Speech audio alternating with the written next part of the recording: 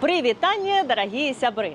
Прямо за мной Kelowna Innovation Center. Он открыл двери в 2017 году и прямо сразу стал точкой притяжения для всего предпринимательского сообщества Okanagan Valley.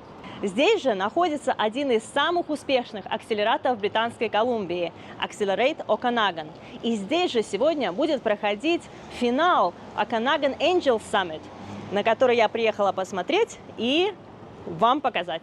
Сегодня, 23 мая, я присутствую на 6-м ежегодном Okanagan Angel Summit. Лучшие стартапы, участвующие в питч-соревнованиях, последние 8 недель вышли в финал и сегодня будут бороться за инвестицию в 200 тысяч канадских долларов. И их будут судить инвесторы, которые точно так же параллельно проходили 8-недельную программу по тому, как правильно инвестировать и на что обращать внимание. После питчей, пока группа инвесторов будет выбирать победителя, мы послушаем keynote speech одного из предпринимателей долины Оканаган, Реймонда Музика. Он фактически символ стартапов здесь, в Келоуне, потому что в 2007 году он продал свою гейминговую компанию BioWare другой компании Electronic Arts за 775 миллионов долларов США. В переводе по курсу и по времени на канадский доллар это больше, чем 100 миллионов долларов на сегодняшний день. А с 2012 года Рэй ушел из игровой индустрии и основал компанию, которая занимается подготовкой стартап-инфраструктуры в Okanagan Valley. И то, что в Келоуне построили Kelowna Innovation Center и основали один из самых влиятельных акселераторов Британской Колумбии и всей Канады, Accelerate Okanagan, к этому приложил свою руку Реймонда Музика. Поэтому мы сегодня его очень внимательно послушаем. Но пока давайте пройдемся, посмотрим, кто здесь у нас сегодня присутствует, может, с кем-нибудь пообщаемся. Ну и, конечно, послушаем все питчи сегодня. И вы мне напишите в комментариях, в какую компанию вы бы инвестировали, если бы вы были инвестором. Смотрите, какое у них классное пространство для коворкинга. Выглядит все как кафешка и библиотека. Очень-очень приятное место. Очень классный вайб, очень классная атмосфера. Независимо от того, начинаете ли вы в своем стартапе или расширяетесь, членство в стартап-акселераторе может принести вам пользу. Через акселераторы и инкубаторы можно получить доступ к ресурсам, внутренним экспертам и профессиональным программам поддержки предпринимателей, готовых к росту. Accelerate Okanagan не исключение. У Accelerate Okanagan несколько программ, от мала до велика. От Startup Basic онлайн-программы для обучения основам предпринимательства, необходимой для превращения идеи в стартап, до Full Scale 360 Degrees, индивидуальное взаимодействие для подготовки стартапов к привлечению инвестиций от Seed до Series A. И Okanagan Angel Summit – это 8-недельная программа питчей, разработанная для обучения ангелов-инвесторов и стартапов процессу инвестирования через участие. Она завершается публичным финалом, на который главный приз – это инвестиция в 200 тысяч канадских долларов. Доступ ко всем ресурсам, материалам и поддержке от сети партнеров можно получить, купив членство Accelerate Okanagan. Стоимость около $350 в год. И на сегодняшний день у них 273 члена зарегистрировано. При этом представлены самые разные индустрии, от Clean Tech, FinTech, Legal Tech до Health and Life Sciences. Очень интересно устроено мероприятие, потому что сами питчи будут проходить в аудитории, но в аудитории не так уж много мест, достаточно маленький амфитеатр. Поэтому что они сделали? Они сделали вот такую вот viewing area на 2-м этаже, где поставили большой экран, где все желающие могут смотреть питчи по прямой трансляции. Здесь же есть бар, все так уютно обустроено, так со вкусом задекорировано. Все для людей, все сделано для людей. Здесь, как и на каждом мероприятии, есть бар, но здоровское то, что они здесь предлагают местное оканаганское вино.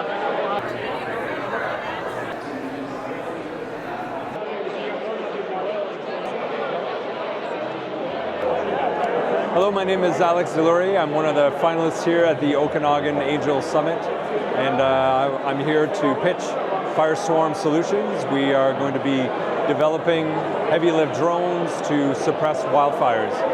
And it's an honor to be here. And one word of advice for startups is to never give up. And it is not an easy thing to do, but if you have a good vision and good people around you, just keep pushing. Hi, I'm Keith with Ski Crumb, the world's first and only radio GPS tracker designed for ski resorts. So using radio instead of cell, we can cover vastly larger areas of the mountain. I've been an entrepreneur for over 20 years, had a software consulting company for 20 years, and made the leap to my own startup 2 years ago, and here we are in the finals. Find opportunities to get out of your comfort zone. I think my biggest example is I used to be terrified to speak. I'm a software engineer by trade, computer programmer, so I used to be afraid to go into crowds, and I just forced my way out of it, and now I can speak in front of 250 people, and I don't get nervous. Буквально в двух словах, как организовано сегодняшнее мероприятие. Лучшие компании, участвовавшие в питч-соревнованиях за последние 8 недель, представят свои финальные питчи в группе «Ангел инвесторов». Это их шанс получить инвестицию до 200 тысяч канадских долларов. Non-dilutive. Это значит, что у них не заберут часть компании за эти деньги. Некоторые из этих ангелов также прошли обучение по программе Accelerate Okanagan последние 8 недель, чтобы научиться инвестировать. Программа называется Fundable. Во время питчей у стартапов будет около 5 минут, чтобы сделать свою презентацию, и после них выступает их Due Diligence Committee. То есть каждому стартапу была представлена группа из 3-4 инвесторов, которые делали Due Diligence, которые смотрели на все документы, задавали сложные вопросы. И вот они тоже будут отчитываться по своей проделанной работе как часть этого соревнования. И уже на базе услышанного питча и экспертного мнения Due Diligence Committee по каждому стартапу судьи будут выбирать победителя. Я вам здесь записала все питчи от начала до конца и выступления Due Diligence Committee на оригинальном английском. Я этого переводить ничего не буду. Обязательно учите английский язык. И у меня, кстати, на канале есть видос на тему, как быстро выучить английский язык в Канаде. Ну что, понеслась. Good evening, everyone. I'm Tori Miller. I'm the founder of Clever Girl Communications. I'm a friend of AO's. I'm actually going to be hosting the ATV Wealth Party upstairs, so I will be headed back up there. So in the words of the singer Pink, I'm coming up, so you better get this party started. So let's hear some noise up there from the ATV Wealth viewing party. So we're super thrilled for all of you to be here tonight. We have an action-packed evening ahead of us. So I do want to start by acknowledging we're gathering together this evening on the traditional, unceded, and ancestral land of the Syilx Okanagan people. I'm very grateful to live, work, and play on these lands. Those of us who live here know what a special place this is. And these lands have been stewarded by the Syilx people since time immemorial. So I'd like to welcome our first speaker of the evening, Krystal Withakay. Krystal is of the Syilx Nation and is from West Bank, BC. She is a devoted Syilx artist and knowledge keeper. With over 20 years experience, she continues her advocacy within Syilx language and culture as a lifelong learner. We are grateful to Krystal, who has joined us today to kick off this event. I've been artist love limit the white y'all look real good tonight. With our whole entire movement, when we talk about sharing money and resources and the distribution of resources, I gotta let you know that and in our ways, that's really old news. I'm gonna ask you to twist me to stand, please, if you're willing and able, and watch it do us.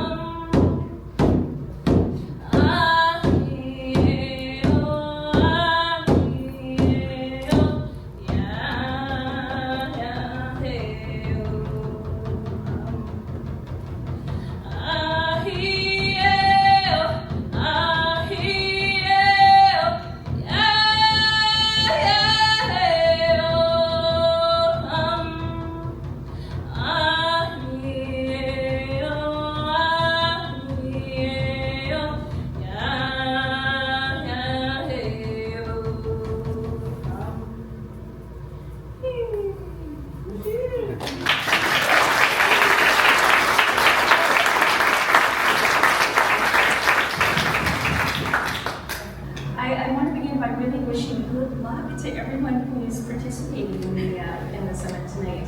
As the Minister of Jobs, Economic Development and Innovation, I get excited talking about innovation and investment. There are over 1,000 local tech companies in the Okanagan. Like, that's worth a round of applause. It's really impressive, like Skytrack in aerospace that's improving satellite communication for aircraft. There's lots happening in AI, like TerraSense using their progressive technology for defense purposes. There's also advanced manufacturing, software, and game studios like HyperHippo with tens of millions of global downloads. And just last year, they won the BC Export Award. There's ICT and clean tech like INCAP Renewable Technologies using natural fiber composites.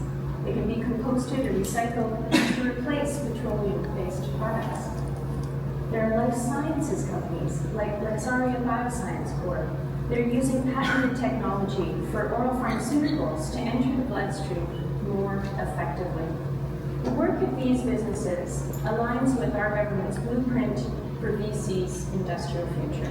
In BC, we're taking action to create a business-friendly environment with abundant trade and investment opportunities. Your work here in the Okanagan will continue to support local economic growth that benefits people living in your communities and contributes to the overall strength of British Columbia. So mostly I want to say to you, thank you. Thank you very much for having me. First to pitch is Nico Christophe from Signalytic, and following him will be his due diligence lead, Nathan McNeil. Hello. I want to start off by showing you a little something from my first days as a doctor in Uganda. This here is a list of all the maternal deaths that happened at the single facility I was at over a period of 4 months. And this is all the names that are there. 27 women died over that period. Meanwhile, in BC, over 6 years, 22 women died in our entire province, which means that in one facility in Uganda where I was at, we lost more women in a period of 4 months than we did in our entire province for a period of 6 years. And so, thinking about this, we had to ask ourselves, what can we do to improve that? And we thought a lot about it, we did a lot of research, and we found that digital tools will probably be the way that would be able to solve a lot of these problems. And so that really is the question that drives Signalytic. It's, if we all agree that digital is the way to go, how is it that all the digital transformation efforts that are happening are currently failing? This is a current state of how a health system in a place like Uganda looks like. We have a lot of disparate areas generating a lot of data, all of it on paper, and none of that data is being communicated between users in health facilities. And imagine what that would mean if you're a doctor in one of these places and a health facility patient comes from another health facility and you have no idea what's happening because you can't access their health records, you can't even call the doctor they're coming from because you have no reception. And all of a sudden you don't have drugs either because you're not able to effectively communicate what drugs you need to the Ministry of Health. And to really have a proper solution that actually is able to address these things, you have to be able to solve for three of these things, all three of these things. And that requires immediately good R&D, it requires an intelligent design, and it requires a commitment to design exactly for these types of rural places. And so this is exactly what we have, by the way. It's our product. It's this first of its kind digital transformation product that allows us to actually generate data anywhere we are in Africa. And we recognize a massive opportunity here because there's 100,000 health facilities in Africa, 90% or more of which, by the way, need something like this because of the lacking digital infrastructure that we have. And so with a system like ours, these health systems look very different. All of a sudden in places you can't even call or text, people are generating health and life-critical data, and they're able to communicate it between each other about, for example, where the drugs are, what patient statuses are, et cetera, and it just works for our system.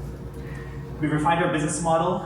It allows us to sell into a health facility for $2,000. Then we may charge for maintenance and also charge for health applications that run on our platform.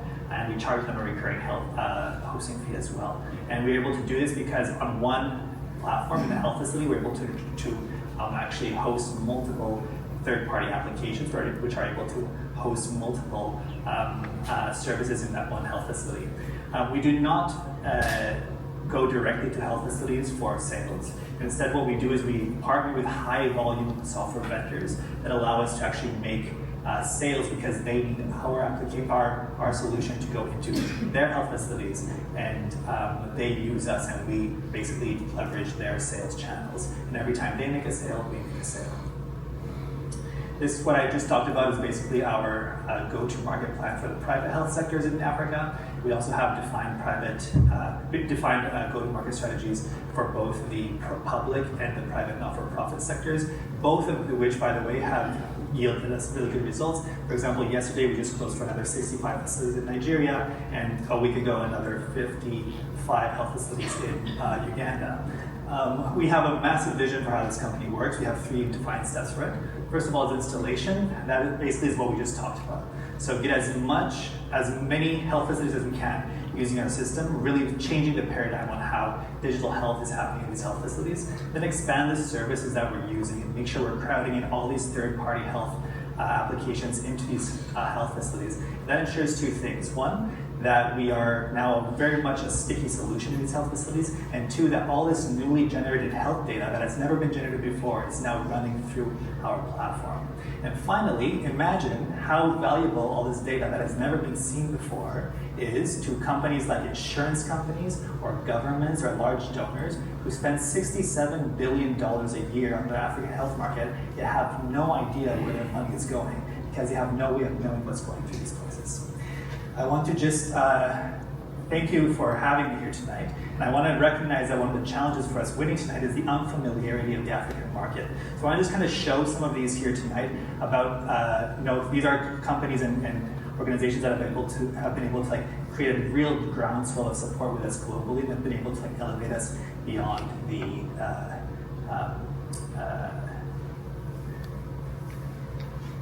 beyond borders of same countries. That's it, my time's up right now. Thank you very much. This is my first year as an investor on the Angel Summit. It's been a blast. I live in Armstrong, but I'm originally from the southern United States. About 20 years ago, I co-founded a company there with a couple of college buddies that is now almost certainly the only tech unicorn you know of that started in Mississippi. I was the lead on the due diligence team for Signalytic. However, since I did focus on product as well as market, I have a severe allergic reaction to spreadsheets as well as documents that do not have pictures. So I did benefit greatly from the help from Ian and Dave and Fritz and Lynn on that team. We sort of divided and conquered and dug up as much as dirt as we could on Signalytic. Most of it really good. And I'll give you a couple of highlights on that front. So we were really encouraged to find that their domain experience runs pretty deep, both in the prior experience they have in areas that are applicable to their business model, as well as to the African context and how that experience can be brought to bear in that area, which is obviously pretty unique and probably one of the biggest risks in this endeavor. And they have deep understanding there, as well as in their investors and advisors. They've assembled a group of people who really understand what it is they're trying to do and the particularities of where they're trying to do it. I was also encouraged to find that as we had conversations with the team, that they have a good combination of both smarts as well as humility. They know their stuff, but they also know when they don't know their stuff. And it was super encouraging to find that they were willing to admit that in areas where the document wasn't present, or they needed additional information, or they just didn't know. So kudos to them on that.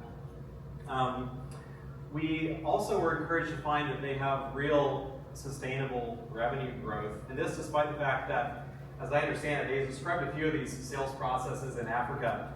And to me, it sounds like a 4-dimensional Rubik's Cube. And yet, nevertheless, they've been able to close sales and have a growing pipeline of new opportunities, which was great.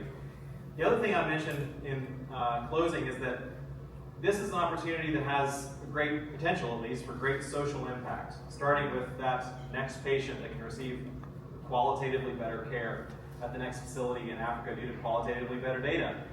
However, in talking with the team, it's clear to me too that they want to build not just a endeavor that has social good, but also one that is sustainable from a business standpoint too, that's profitable, that's scalable, that can be sold later on. And they view that as being part and parcel with building a sustainable model that can produce sustainable social good over time. So I'll leave you with that. If you want to know more, obviously, I'm sure they'll be willing to answer additional questions.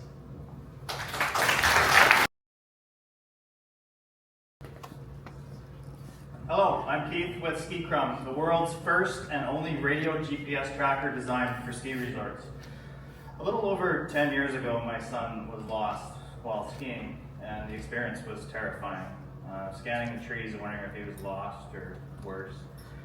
He was fine. He was just in another area of the mountain, wondering where everybody else had gone. But the experience got me thinking, there has to be a better way. And it turns out it's not an easy problem to solve. Ski resorts are very challenging environments. Technology that's out there just doesn't cut it, and that includes AirTags. SkiCrum is a small radio device that transmits up to 20 kilometers, live updates every 10 seconds on a 3D map, and long battery life, daily replays, all kinds of fun stuff as well. In 5 years, radio trackers will be as common on ski hills as helmets and goggles. And with your investment right now, SkiCrum will become the dominant brand. And I'm going to say I could not be here without all the support and learning of the Okanagan tech community the last 14 years I've been here, so thank you. This is Tiana. She is the skier that used SkiCrum the most this year. She is a fantastic little skier. She loves skiing in the trees. This is my friend Mike, an experienced ski patroller trapped in a tree well, suffocating. His friends dug his face out. He was immobilized and couldn't move. One of my customers told me this year his son got trapped in a tree well. He was okay. But I know one day a parent is going to call me and tell me that SkiCrum saved their child's life. And that's going to make this all worth it.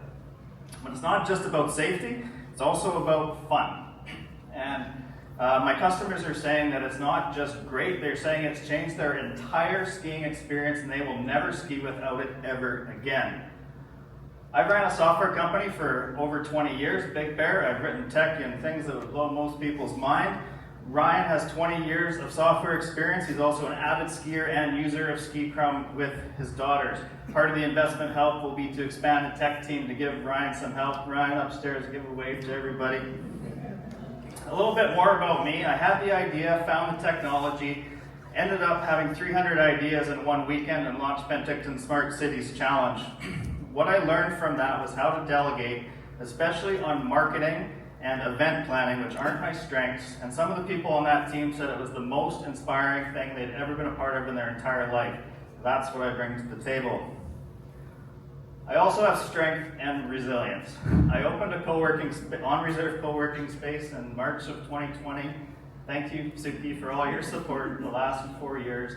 And I'm honored every day that I get to be in Noel Derrickson's office and that he chose me to share that space. Team, I have so many people that are wanting to come work for SkiCrum. We are ready to grow, ready to expand. Advisors as well. I don't have names up here because I'm getting reached out to constantly, and we're going to formalize this in the next couple of weeks. A few weeks ago, I went to Jasper, where the top resort executives and owners from across the country were. SkiCrum is now well known. It was part of 2 presentations, and it was described as being 10 times better than the competition by Big White. We launched successfully at Big White and Apex this past year, and negotiations are ongoing with all of these resorts. I want to highlight Revelstoke and Whitewater because this year customers needed cell service to use the app. Next year they won't. So you can be at Whitewater with no cell service whatsoever and see live locations of your friends and family on your phone. I also did a whole bunch of live demos. One of them last week was at Whistler Blackcomb, and it has generated quite a lot of work for me in the next couple of weeks and opened the door to Vail's 42 resorts. How are we going to make money? We're going to sell and rent SkiCrums to customers and to ski schools. We're expecting $1 million in profit this season. In 3 years, it's going to be growing to close to $20 million in recurring profit. It's going to grow from that as we continue to expand into the US and into Europe. It is an untapped market. The tech works. It works even better than I expected. There's a high potential, rapid growth, and we are ready to grow. Bootstrapping time is done. It is time to grow. And this morning I put an antenna up on the building. SkiCrum is live in Kelowna, Okanagan Mountain Park, Bear Creek, and we have a special on today for the summit. All you skiers out there, promo code of ANGEL. This is the best price it's ever going to be.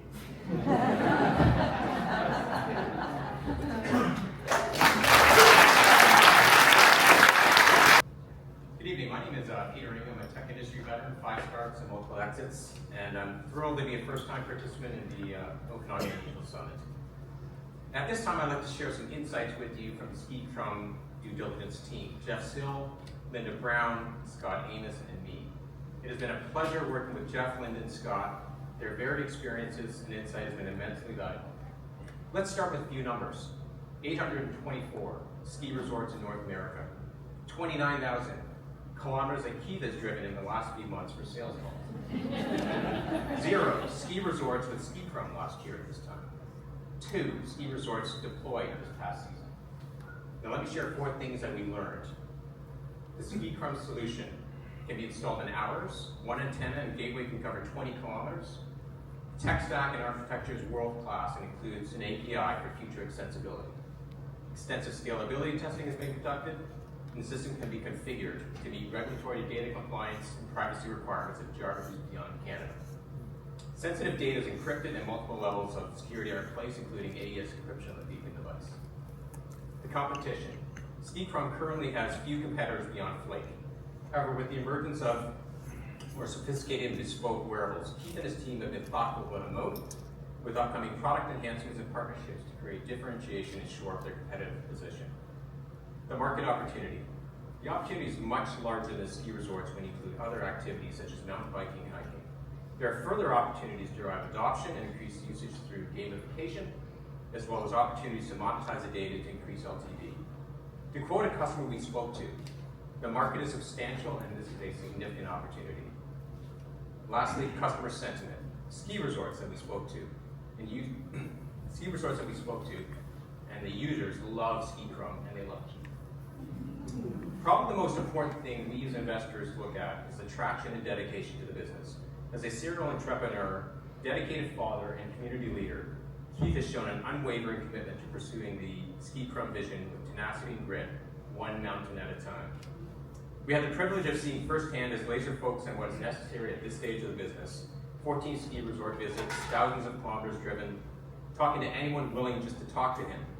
Building on the momentum of signing Big White and Apex, Keith has built an impressive multi-million-dollar pipeline with key resorts in Western Canada in a few short months.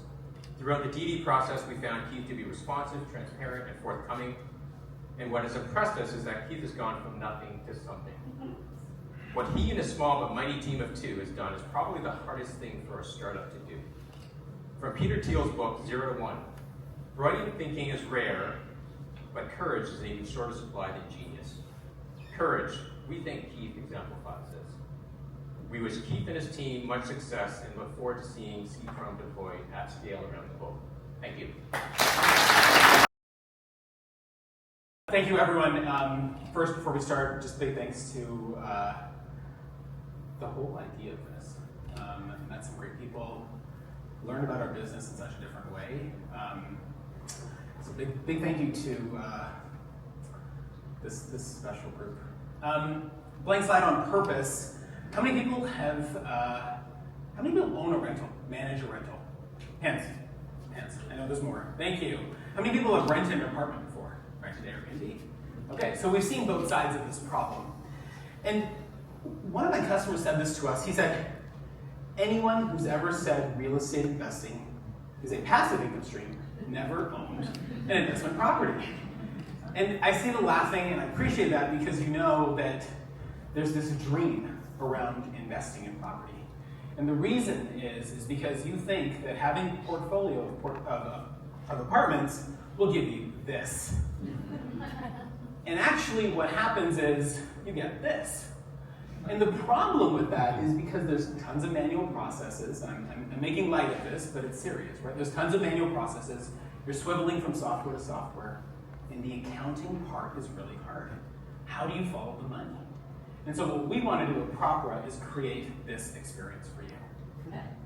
Now the way we're going to do it is by our platform of autonomous property management. We're a software company, and we're focused on using accounting as the hub of all of the activity. Because we know things like an inspection, you can do with an iPhone and a clipboard. But what we've done is we've built a suite of tools, our accounting platform, merged with a CRM, merged with all those tools that you need to track the work so you have history and you know everything that's happening all the time. Now, my background, I spent time at McKinsey and in private equity, but I also built my own rental portfolio. And I realized there was something here, but I couldn't do anything until I met my co-founder, Craig, who was most notably the head of technology at Skip the Dishes, where he scaled a technical team from 30 developers to over 300 and created the platform that we know today, Skip the Dishes, to be, connecting hungry people with food.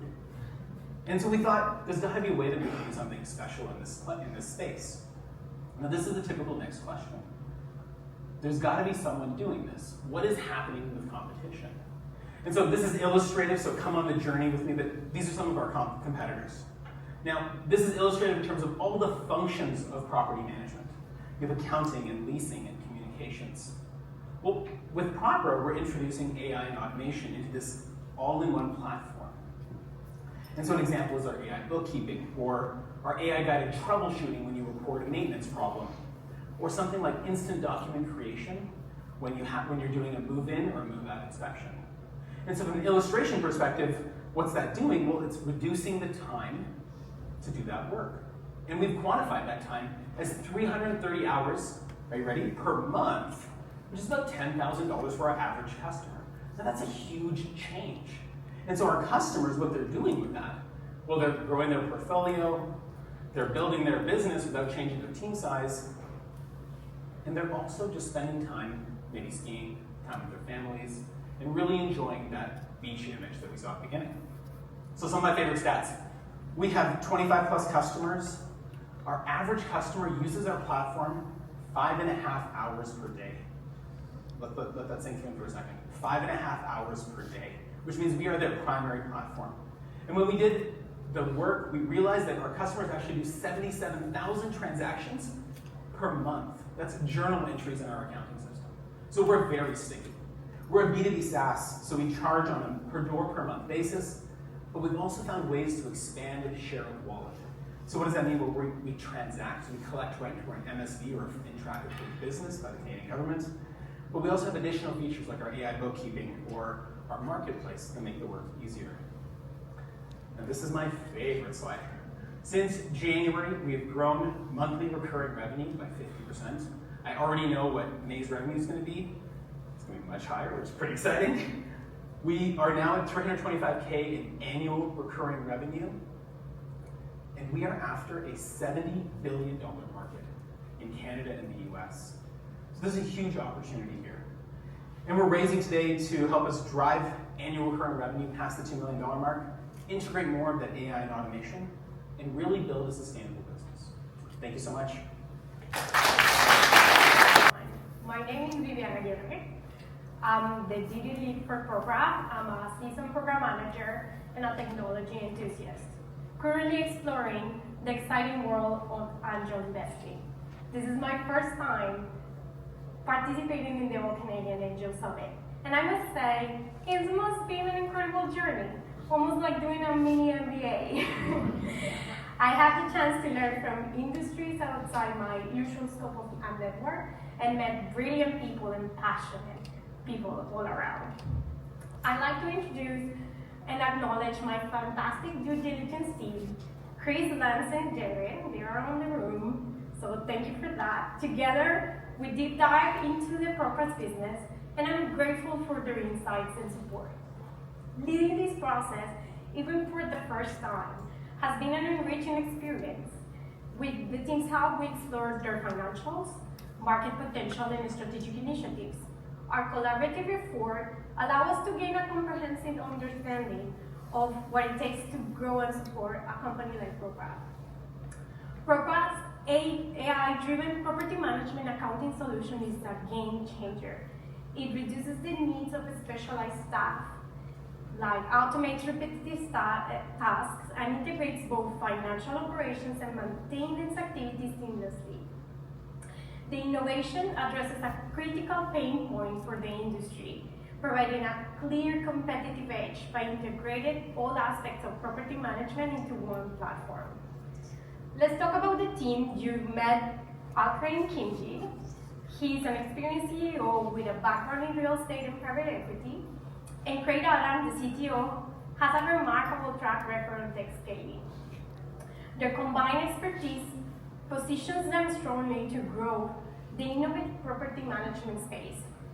They demonstrated that solid traction They achieved an annual recurring revenue of $325,000 with a churn rate of just 1% of their revenue, reflecting a strong customer retention. Their revenue growth is 4.0 times year over year. That indicates a robust and scalable business model. The product has gained significant traction, especially in the mid-market, which is underserved, like 70 billion, as Karim said, is an opportunity. And their pipeline estimates a revenue of $500,000 in 2024 with a break-even profit for 2025. ProPA is poised to revolutionize the management within the innovative solution. The leadership team expertise, the company's impressive traction, the significant market potential make them a promising investment. We are excited about their future and confident that our strategic focus and growth plans will lead to continued success. Thank you for your attention and look forward for seeing ProPA continue growing and impacting the industry. Thank you. Such cool pitches so far, and we're excited to see the next three. So who do we have up next, Matt? On deck next is Versafar, so if you want to head to the back to get mic'd up. And next to pitch, let's welcome Patrick Lemieux from InHub Farms, followed by his due diligence lead, Jim Lewis. Hey Kelowna, I'm Patrick, CEO of InHub Farms. We grow wild mushrooms in the city. Do you know where your mushrooms come from? This is a nice sunny day in China. Mushrooms are like sponges. They absorb toxins such as lead, arsenic, and cadmium. China is a mushroom powerhouse. They produce over 70% of all the mushrooms worldwide. And if you take into account lesser known facts, it's actually closer to 90%. If you buy mushrooms at the grocery store, and it's not like the regular boring white mushrooms, then it's most likely from China. And if it's marketed as grown in the USA, certified organic USDA, it still comes from China. They have a way to work around it. Like I said before, we grow wild mushrooms in the city. We grow mushrooms exactly how they grow naturally in the wild. Imagine going to any grocery store and being able to buy super fresh mushrooms that taste completely delicious. Now, if I gave you the choice, would you rather eat mushrooms from sunny China or mushrooms from beautiful British Columbia? We have all the tech, the IP, and the facilities to start displacing imports. All the major grocery chains are looking for an alternative to imports. And they're literally knocking at our door, asking us when we will have the volumes to supply them. And those volumes are huge, in the hundreds of millions of dollars a year. Picture this: fruit orchards, vineyards, and the best mushrooms in the world.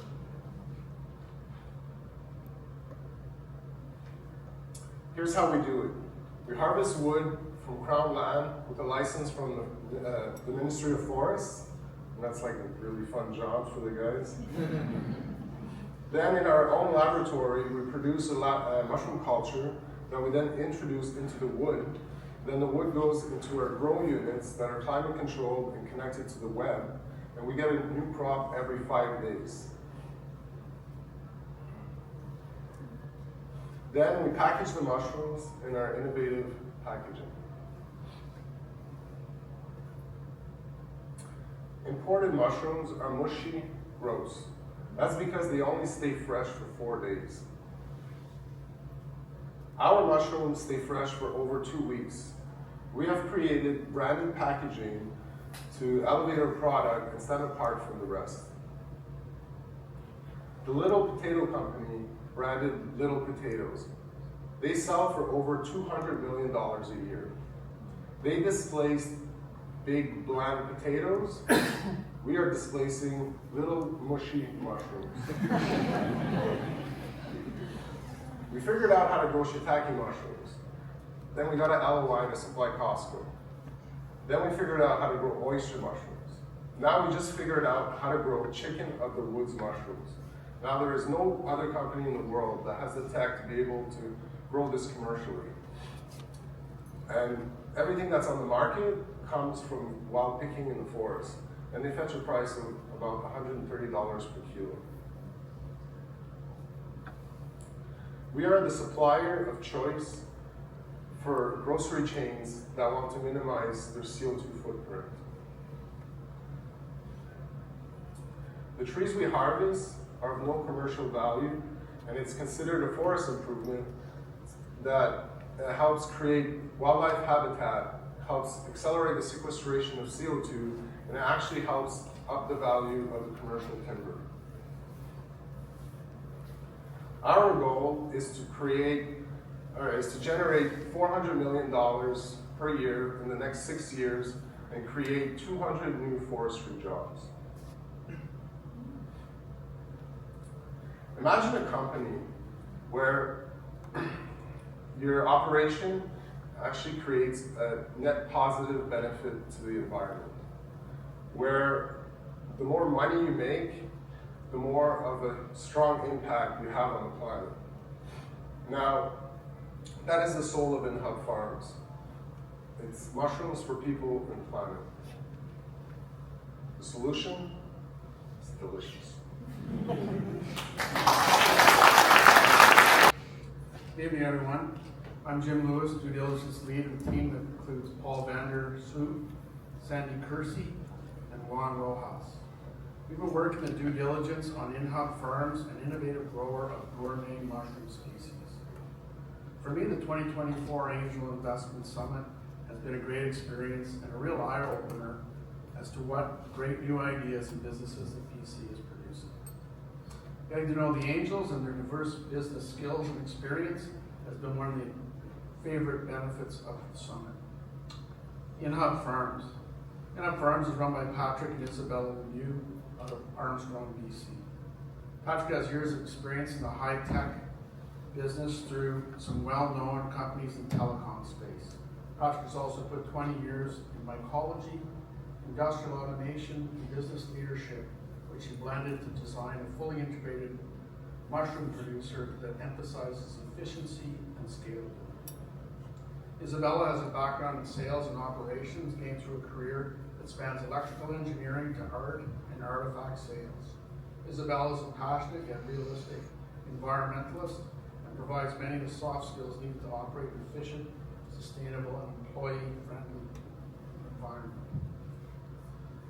The market that we're after here is for shiitake, oyster, and other exotic mushrooms is large and growing. The global gourmet mushroom market is forecast to grow from 25 billion to 60 billion by 2030. The North American market forms from 7 billion to 13 billion in that same time frame. The market is currently dominated by a lower quality Chinese product, as we saw, which are produced with bags full of sawdust from untraceable source that are shipped worldwide to grow. The resultant waste after unfruiting of both plastic bags and sawdust is massive. Enter InHub, whose secret sauce is inoculating of locally sourced logs from those non-commercial tree species, using an ancient Japanese method of incorporating robotics and proprietary high-tech solutions to move the logs through a fruiting and harvest process in a spotless, climate-controlled indoor factory setting. Think Amazon warehousing.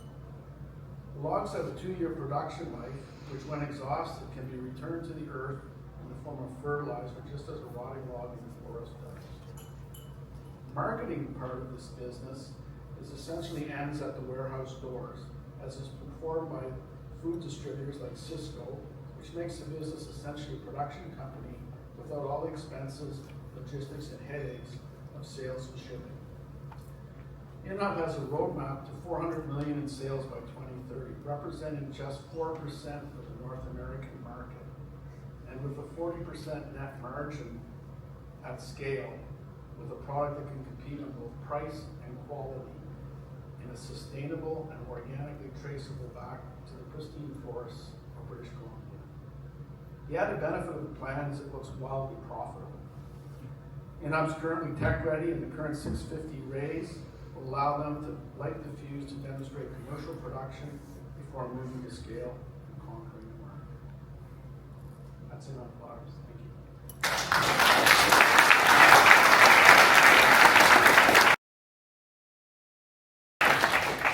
Thank you. Thank you, everyone. I appreciate the opportunity that we've had with the Okanagan Angels. It's been a wonderful experience.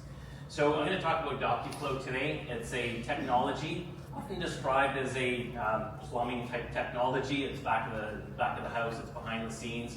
Best way to describe it would be, think you could just build a brand new kitchen.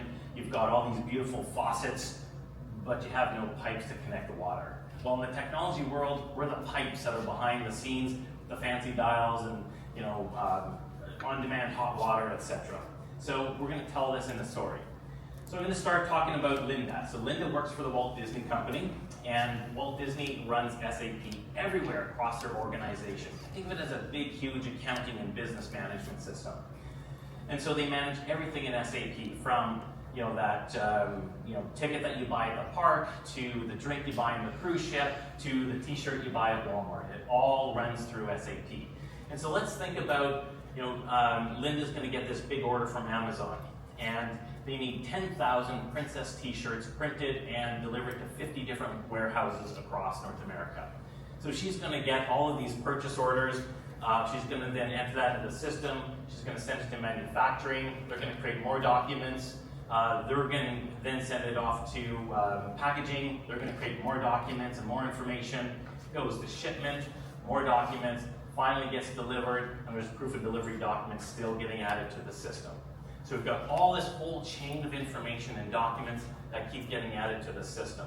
So that's a lot of documents, and it's just a lot of information for them to manage. So, but there's not just one Linda. There's 2,000 Lindas at Disney, and they're creating a lot of content. And all that content, all those documents, makes SAP bloated, big, heavy, and really expensive to manage. So, introducing the document storage guy. He likes to store documents anywhere and everywhere. And his favorite is cloud, Microsoft, Box, Amazon. But Linda has all these documents she needs to get in there. How's she going to get them in there? Well, introducing DocuFlow. And so DocuFlow is really all about getting those documents automatically out of SAP and into the chosen platform over here, stored, filed properly, and managed. So by doing this, Linda gets to save a whole bunch of time. She's happy. Disney, the company, gets to save a whole lot of money on how they're managing their SAP system. And so it turns out we're not just flowing documents, we're also flowing some cash too. So with all these beautiful brands that are all contributing, we've been able to double our recurring revenue for the last 2 years. At this point, we're running at 1.4 million is our recurring revenue. Our plan is by the end of this year to get to 3.2, and then our plan for the end of 2025 is 9.6 million. So we've got a lot of growth ahead of us and a lot of great opportunity. You can see it's such amazing brands. We're doing projects all over the world right here from British Columbia. So why SAP? It's the biggest system really in the world. 77% of all the transactions that happen today in the world touched an SAP system at some point in time. So it's big. But here's the really interesting part. There's a compelling event. By 2027, these 46,000 companies, the world's biggest companies and governments that are running SAP, have to be upgraded to the latest version. And they're multi-year projects, going to cost millions of dollars, and they're going to use this opportunity to upgrade their document management systems and all their connective systems. DocuFlow plays a role specifically in that space. How big is the market? It's huge. So in 2020 alone, $1 billion was spent just on SAP document management. 2026, we want to have 400 customers at our average 70,000 ARR per year. That's $28 million in revenue. And we're not stopping at SAP. So if you look at all these other systems like Coupa and Workday and Salesforce, they're all experiencing the same problems, and it's an area for us to grow into. So we're looking for $1 million seed round. The company is currently cash flow positive. We'll be break even by the end of the year. And we're an EBC company, so for those investors can get that tax credit if they qualify. And we're also assigned with Pacific Western Trust, so your investment can also go into an RSP if that helps. If you'd like to invest, there's the QR code. Please contact us. I'll be kicking around for some cocktails afterwards, so we can chat then as well. And if it's not the right investment for you, but you really like our company, you can vote for us for the People's Choice. Thank you. I have 2 pages, because I'm old, and I still need my glasses. So, good evening. My name is Michelle Rogers. I'm a professionally designated accountant. I've worked in industry the majority of all of my career, and the majority of it in technology. This is the 2nd year that I participated in the Angel Summit, and the 1st year that I've been a board member. As part of the due diligence team, I'm honored to work with Madison, Chris, and Claire, who combine support startups as advisors, mentors, and board members. So when assessing a business, especially those in the earlier stages, leadership experience, coachability, creativity, and resilience are key characteristics. Both research and experienced angel investors agree that companies who outperform other investments and which results in a significant gain are companies that have strong leadership. So VersaFile's 3 co-founders have decades of industry and business experience, and this experience shows with the level of information and the quality of reporting that the VersaFile team has provided as part of the due diligence process. VersaFile has built an innovative cloud-based solution which helps organizations running SAP modernize how they integrate and automate content. They are the only platform-agnostic vendor that takes scattered enterprise-level data and automates it in an easy way without the need for custom coding or long-tail projects, which tend to drain resources. And in fact, some of their channel partners are replacing their proprietary products with DocuFlow. So this puts them in a really strong position to outpace their prime competitors in their race to provide a solution to the 46,000 customers that need to modernize their solution by 2027. VersaFile has a growing client base with very low churn, and churn is probably my top 3 SaaS metrics because it's a really good indicator in terms of strategy and operational fit. Their revenue growth over the past 12 months has been impressive at 240%, and they are on track to hit their revenue plan of $3.2 million. They're raising $1 million to build up their channel strategy and to fund sales and marketing activities. And led by an experienced leadership team, this agnostic platform, DocuFlow, which includes process automation functionality, will position VersaFile to capitalize on the 46,000 SAP customers who need to migrate to a new content management solution. Thank you. Thank you very much, the investors.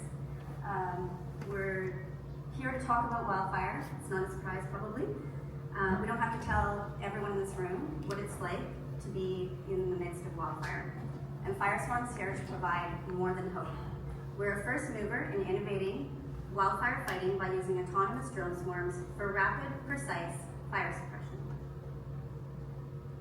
Earlier this year, we were honored to present our concept to Canada's Federal Minister of Emergency Preparedness. By the end of our meeting, Minister Sajjan shared his vision of Canada becoming the world leader using drones to fight wildfire. This is one of numerous indicators that barriers to entry are rapidly diminishing. It's no secret that our mission is deeply personal. After losing 4 generations of legacy to a rare fire tornado, which left my dad homeless just last August. We learned a lot from this experience. There are massive gaps in the wildfire industry and massive unmet demand. This gives Fireswarm ample opportunity to capture a large market share and profit. Aviation assets are grounded in low visibility and at night. They're grounded when the risk to human life is too high, and also grounded due to pilot flight duty times. What that means is we're missing the opportunity to fight fires for half the day. Firestorm will fly when others can't. This is a photo I took last month during some of our flight testing. This technology is available today to solve this problem. So here's what we do. We're developing proprietary software to automate drone swarms of heavy lift drones, to bucket water at night and in low visibility. Also, we're developing the logistics required to operate these drones in the vicinity of the wildfires. We will own the contracts with First Nations, industries, and governments around the globe. What makes Firestorm different? Our pricing is 30% less than that of a helicopter. There are no risks to human pilots. The firefighting efficacy at night is 10-1. Our fleet is easier and faster to build. We can strategically pre-position our swarms, and there is a low barrier to entry for pilots in training. Our competition is automating manned helicopters, which is technically complex and costly because these machines are meant to carry humans, not bucket water. It's now fire season all year round on the planet. The aerial fire suppression market is growing at 6% per year. And in the future, diversified revenue streams include monetizing business intelligence from data captured during wildfire, licensing our proprietary software, providing overwatch services, helping with after-fire mop-up and inspection, and assisting with year-round disaster recovery. Firestorm has moved incredibly fast. Highlights include raising $500,000, filing our provisional patent and trademark applications, letters of intent from First Nations, receiving the regulatory green light from Transport Canada, which was critical, live testing of our proprietary swarm locally in Squamish, signing an MOU with our first heavy lift drone manufacturer. We aim to raise $1 million to continue development and testing of our software, carry out pilot projects this fall, and launch our MVP in Q2 of 2025. There are solid reasons to invest in this team, as we are well positioned for rapid growth. Our leadership brings decades of experience in the aviation, defense, wildfire, emergency response, and marketing industries. Our seasoned team has proven product development expertise. We are well-connected, innovative thinkers who know how to turn ideas into action. Our #1 goal is to build Firestorm into a global leader in autonomous wildfire suppression. There will be potential for acquisition and IPO to provide liquidity options for early investors. Every single person in this room has been or will be affected by wildfire. With your support, Firestorm will be one step closer to battling wildfires right here in Kelowna, across Canada and the globe. We welcome Accelerate Okanagan Angels to take advantage of being an early investor in Firestorm. And to everyone tuning in tonight, we urge you to cast your vote for us. Send a clear signal that you demand an effective wildfire fighting solution. Thank you. My name is Karen Olson. I'm a long-standing member of the Okanagan tech community, both as an entrepreneur and in more recent years as an investor. I've had the honor of being part of the due diligence team for Firestorm, along with my fellow investors Jason Wong, Jason Jones, and Haley Cardall, each of whom brought their unique and invaluable perspectives to the due diligence process. As you likely already know, Alex Deslauriers is an aerospace engineer, a commercial pilot, and a search and rescue training officer. And now, as a newly minted entrepreneur, he and his team at Firestorm are using their expertise, connections, and personal experience to bring a focused, technology-driven approach to fire suppression, one that works seamlessly alongside current market strategies. Fire suppression innovation has never been more needed. Last year in BC alone, between April 1st and October 31st, 2,245 wildfires burned more than 2.84 million hectares of forest and land. This is the most hectares burned in a wildfire season in BC's recorded history.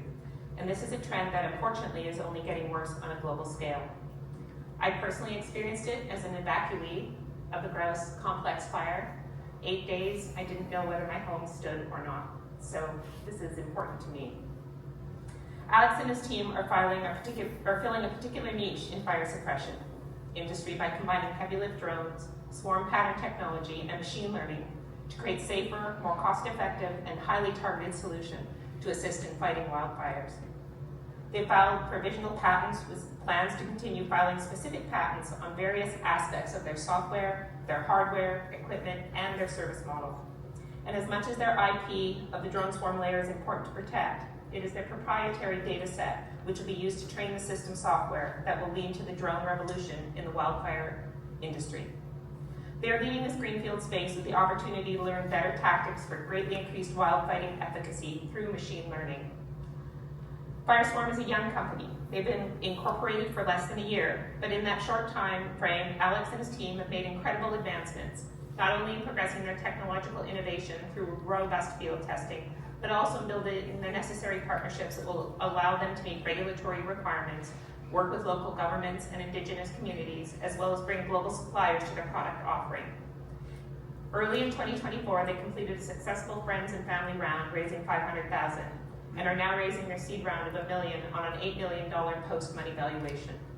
We're excited to see how this innovative company develops over the next 24 to 36 months, and have greatly enjoyed the opportunity to better understand the global problem and the leading-edge solution that Fireswarm is bringing to the market.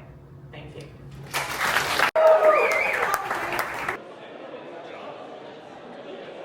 Сейчас мы будем слушать речь одного из символов предпринимательской тусовки Оканаган, Реймонда Музика.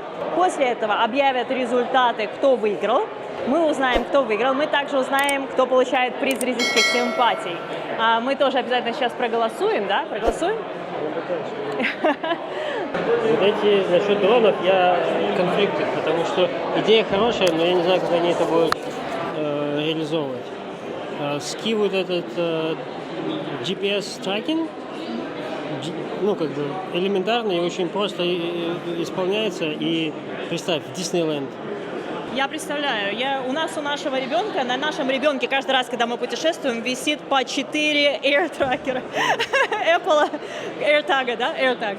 Да, еще Tiles. А прикинь, еще на чемоданы положить это все. Да, это Диснейленды. Во-первых, это Food Safety of Canada, мы независим от импорта. Во-вторых, они создают рабочие места в Канаде, BC конкретно. И нету никакого импакта на экологию. Нету вреда экологии. DocuFlow will be dead in 2 years. DocuFlow, да, я согласна. Они зависят от SAP API, так что SAP захочет, и их задавит. Ну, короче, ты проголосовал бы за грибы. За грибы просто потому что грибам, по-моему, деньги нужны больше, чем этим ски-трекерам. Ски-трекеры надо 3 клиента и все. Ну да.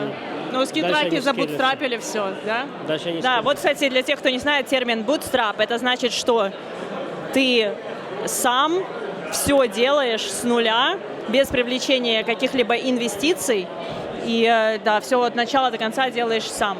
Те, которые сначала презентовали про Африку... Они сказали, что они будут продавать дату insurance companies. Идея не в том, чтобы принести медицину в бедные районы Африки, а идея в том, чтобы заработать, чтобы еще больше заработать на data mining. Да, на data mining. Да. Да, это Big Data Company, это не Healthcare Company. Кто тебе больше всего понравился? Mushrooms. А я не скажу, кто мне больше всего понравился. Я жду, чтобы вы все, кто смотрят это видео сейчас, написали в комментариях, кто понравился вам. Потом мы обязательно дождемся результатов. И потом мы обязательно дождемся результатов приза зрительских симпатий. И только тогда я расскажу, кто понравился мне. Да. Обязательно напишите мне в комментариях, какая презентация понравилась вам больше всего. Вообще было потрясающе интересно. У меня был опыт своего стартапа. Я обязательно об этом расскажу как-нибудь скоро. Если хотите, чтобы я быстрее рассказала, давайте собираем минимум 200 лайков этому видео. Ну ладно, хорошо, 150. Мы собираем 150 лайков этому видео, и тогда я быстрее сниму видео про свой собственный стартап. И когда мы все результаты узнаем, тогда я расскажу, какая презентация понравилась больше всего мне. И вы мне обязательно пишите в комментариях, за кого бы вы проголосовали, если бы были у вас деньги, кому бы вы денег дали. Вот те компании, которые находятся в Британской Колумбии, и особенно вот здесь в Okanagan Region, то есть вот да, грибы и fire safety, то есть те, которые тушат пожары, вот это две компании, у которых будет больше всего поддержка здесь, потому что действительно в прошлом году были сумасшедшие пожары, здесь огонь подошел прямо к городу. Уэст Келоуна сгорела дотла. И у них, кстати, в Уэст Келоуне теперь не дают страховку против пожаров, если ты покупаешь недвижимость. Те, кто смотрит недвижимость в Оканаган, на Уэст Келоуну не смотрите, потому что вам страховку от пожаров не дадут после того, что происходило здесь в прошлом году.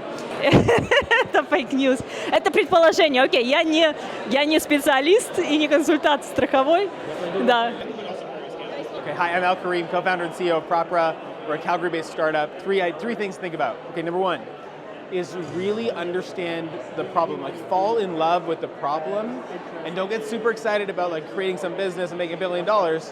Figure out the problem, figure out the solution. That's number one, really important. Number two is find people to support you. So like find people to test with you so you can learn with them. And number three is surround yourself with a really great team, because when it gets really hard, those are the people that are going to help you grow, and those are the people you're going to want to celebrate those wins with. Good luck. Yeah, my advice is just be confident in your business and yourself, and recognize that your business has validity. And as a result of that, step into it with this notion that you can create value for people and you deserve to be on that stage. I'm privileged now to introduce our main speaker for this evening, whom I've heard nothing but glowing accolades about. Originally trained as an MD, Dr. Reymonda Muzika co-founded BioWare in the early 1990s. The Canadian video game developer was later purchased in 2008 by Electronic Arts for $860 million US dollars. For two decades, Ray embraced the role as BioWare's CEO, and for the last 5 years as Senior Vice President and Group General Manager of the BioWare Division of Electronic Arts. Ray retired from video games in late 2012 with his third career chapter at Threshold Impact, focused on sustainable, profitable impact investing, mentoring, and angel investing in deep tech, social enterprise, health, and medical innovations. Now officially living in the Okanagan, we're proud to call Ray a local. We're excited to welcome them here today to share best practices in entrepreneurial leadership and lessons learned from BioWare and Threshold Impact. Ray has kindly provided his keynote this evening by donation to the entrepreneurship program E at UBCO program. Please welcome Ray Muzika.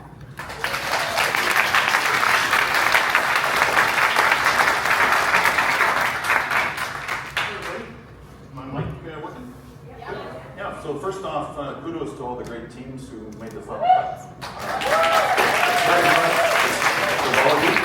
I'm also really impressed with the investor community. I've had the privilege of meeting over the last 2 months and trying to get more engaged in the community here locally. Now we moved to West Kelowna, and so my wife and I are delighted to be here and part of the Okanagan Angel Summit. So now we can switch over to my slides, if they're available. There we go. All right. So this talk is about my experiences and best practices to look at in entrepreneurial leadership from 3 perspectives. So the first one is a bit unusual. It's as a former rural ER family med doc, and for a decade, my privilege is about 20 different hospitals across northern Alberta doing locum tenens. And then overlapping for 8 of those years of my time in my second career, serving as a tech co-founder and CEO at BioWare, making of all things video games for the next 20 years. Until I retired in 2012. And then the third perspective is from my current career chapter over the last 12 years as a mentor in multiple venture mentorship programs, and as an angel investor in around 100 pre-seed to seed stage technology companies based in more than 30 cities across the US and Canada. So I'm going to touch on some broader business risks and opportunities, kind of the usual business stuff. But much of this talk actually focuses on something I think is not talked enough about organizational behavior. And this isn't always addressed early enough or continually by entrepreneurs as they scale, particularly as they scale, things break. So this includes thinking about values and vision, key stakeholders, company systems, structures, and processes required to execute effectively and building a strong and aligned company culture. So as I said, I'm originally a medical doctor. I graduated in '92, practiced full-time for a couple of years before moving to increasingly part-time rural locum tenens, ER and family med over the following decade. As it's not a typical background for a tech entrepreneur turned angel investor. My co-founders at BioWare, Dr. Greg Zeschuk, Dr. Rob Yip, and I started in the early 90s while they incorporated BioWare, a video game developer. In '95, after launching a couple medical education projects while still in medical school, including a scintillating gastroenterology patient syndrome. The real tough one was the acid-based physiology simulator. That was a tough one, but we actually sold both of those. One to Janssen Ortho, that GI simulator, and one to the University of Alberta, the acid-based physiology simulator. At BioWare, because our real passion was video games growing up, we didn't pay ourselves, Greg and I, we paid our team, but not ourselves, for the first 5 years, but we were able to work as MDs part-time as we grew the business, sort of a secret path we didn't really think about. Despite some tough times in the early years, tight cash flows and everything I'd owned personally invested in the business, and no external investors for the first 15 or so years, we didn't give up.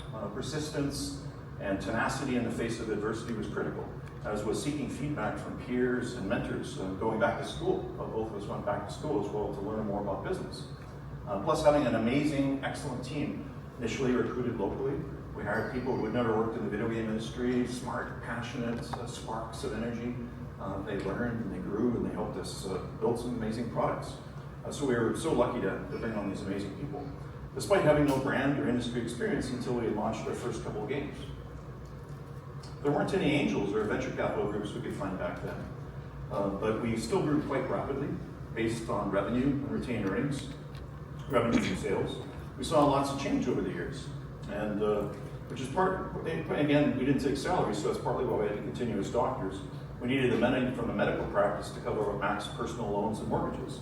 We had one team at the outset in '93, '94, a couple teams by '95, '96, working on our first 2 games, Shattered Steel, and our first big hit, Baldur's Gate.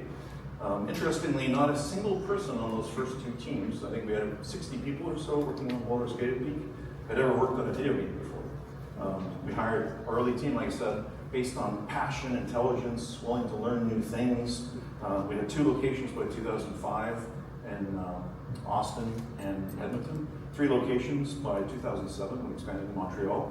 By the time I retired in 2012, we had 8 locations globally that I managed: Edmonton, Austin, Texas, Montreal, Fairfax, Virginia, Los Angeles, San Francisco, Sacramento, and our customer support and logistics center, Op Center in Galway, Ireland. In 2005, we received a private equity investment, our first external investment, from Elevation Partners. So that was their private equity group out of Sand Hill Road in San Francisco. And the total resulting company valuation was around $300 million or so. This was our first external funding. There frankly weren't many options in Edmonton for technology financing in the 90s. And that's really improved as it has here, which is amazing to see and be part of. In 2008, we were fortunate to sell to Electronic Arts with a total company valuation around $860 million US. And they became a division of EA. It was definitely a fun experience to go from. Yeah, I still have that costume too, so I don't wear it often enough. But it was a fun experience to go from a small private company to one that was private equity funded, and then running a division of a large public company. Not something I'd ever dreamed of when I was in university training to be a doctor. We had lots of neat experiences, like getting to punch the button to open the NASDAQ exchange when we launched our Star Wars massively multiplayer online game, The Old Republic, which is still running and it's really fun. So I have no stake in the company anymore, I'm just a fan like the rest of you. So BioWare continued to grow as a division of EA. It was quite a diverse business, which is relevant now to what I do as an angel. It focused on many new platforms, new types of games and business models. When I retired in October 2012, we had 5 business units, 8 locations, around 2,000 employees worldwide, with about $500 million US in annual revenues in the BioWare division, and about $250 million US in annual dev and marketing spend. My BioWare co-founder and I, Greg, both trained practiced as medical doctors, so we initially didn't have any formal business training or experience running a business.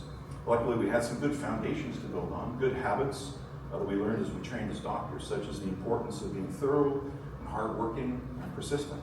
We understood the value of a team.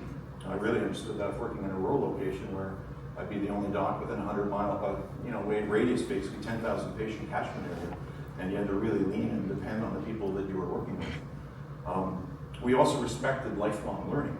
We also came with a strong appreciation for systems and structures, but we came unencumbered by existing practices in the world of video games. So we could go out on a limb, so to speak, ask some questions and take some chances, maybe that others in our sector might not have been considering.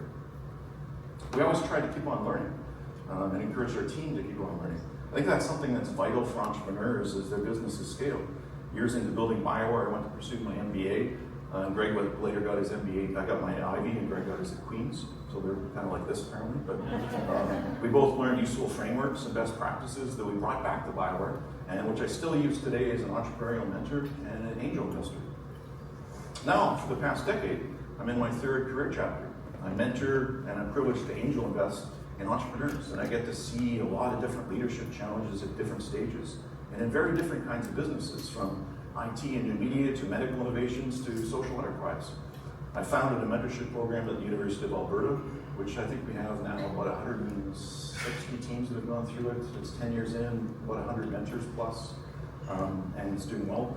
And also privileged to be one of the first cohort of mentors with some other folks, amazing folks, other mentors here at UBCO, VMS.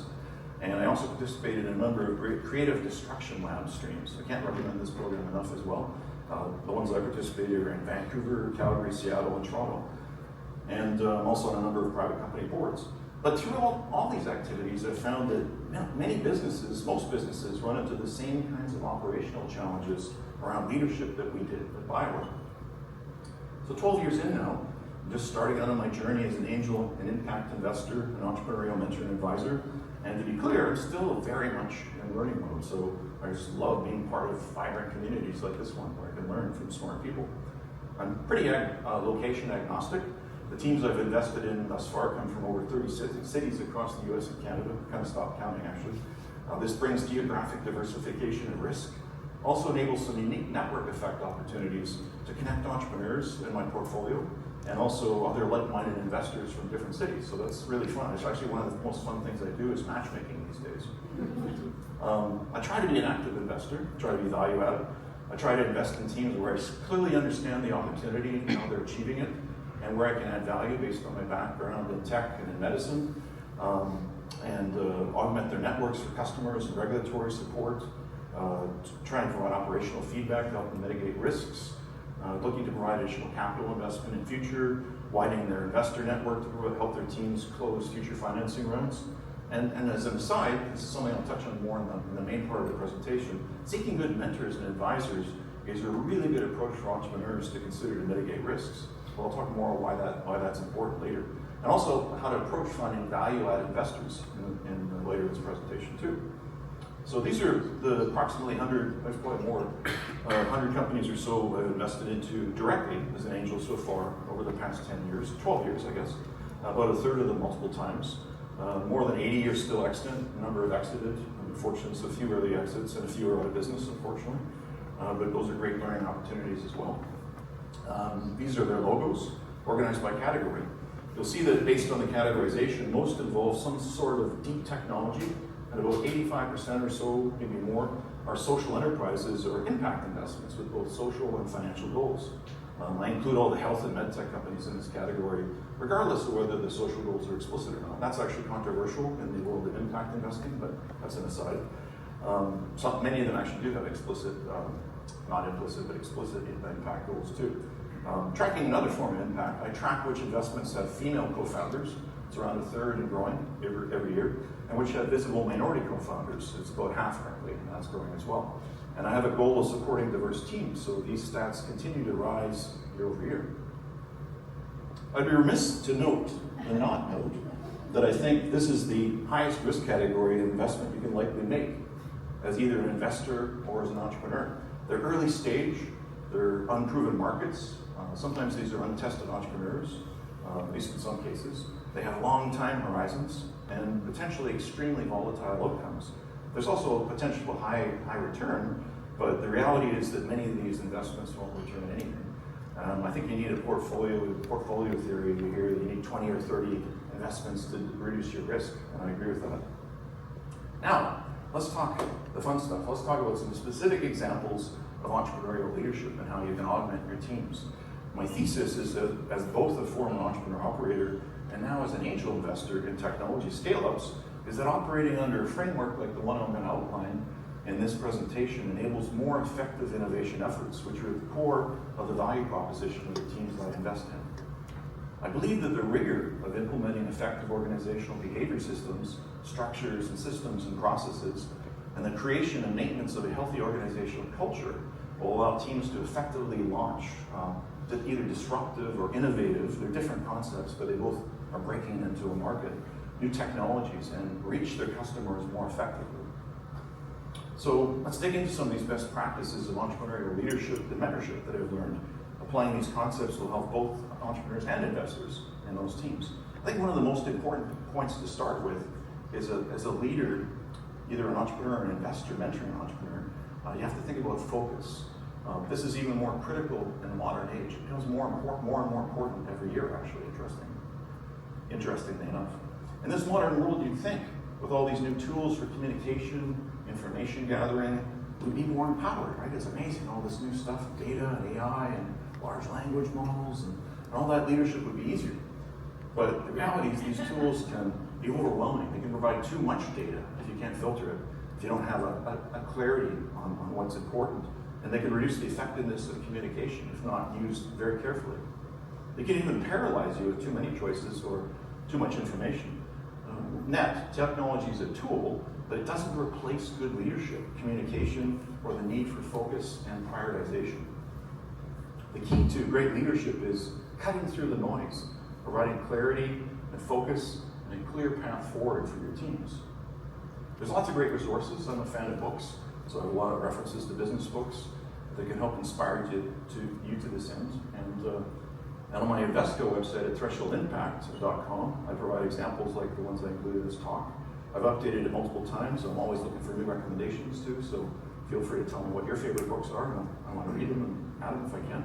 There are around 75 books right now on topics like leadership and marketing and finance and strategy and sales and operations and analytics. With the knowledge we acquired in hindsight at BioWare, I now have a better understanding of how we did it, which I try to relate to the entrepreneurs that I'm privileged to work with.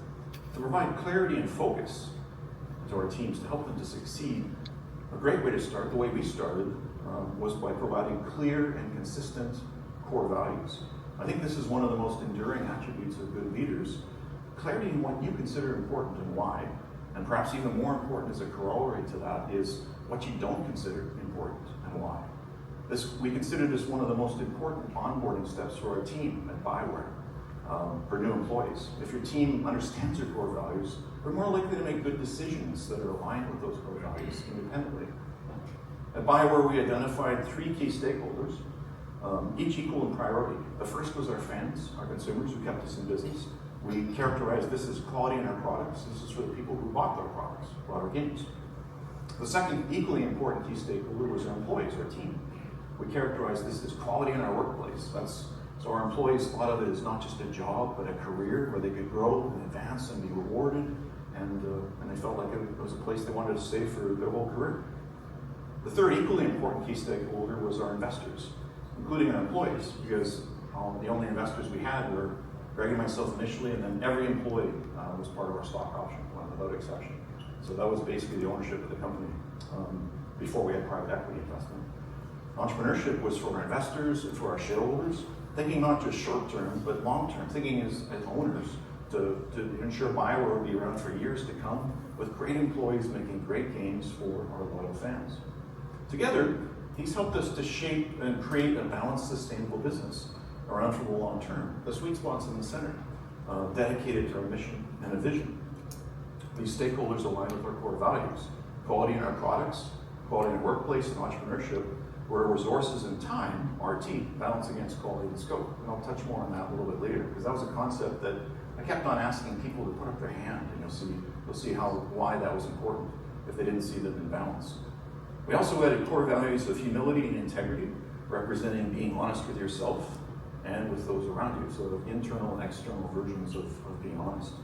Core values are really only important, they're most important actually, when not just to put lip service to things and say this is our core values, but no, when you're facing really tough decisions, like how do you balance quality of life for your team, your employees, while still striving to hit key delivery dates for your investors and for your partners, publishers, and maintaining quality for your customers. All three at once, not just one or two of them. It's really hard. Aligning around a common inspirational vision is important to any leader.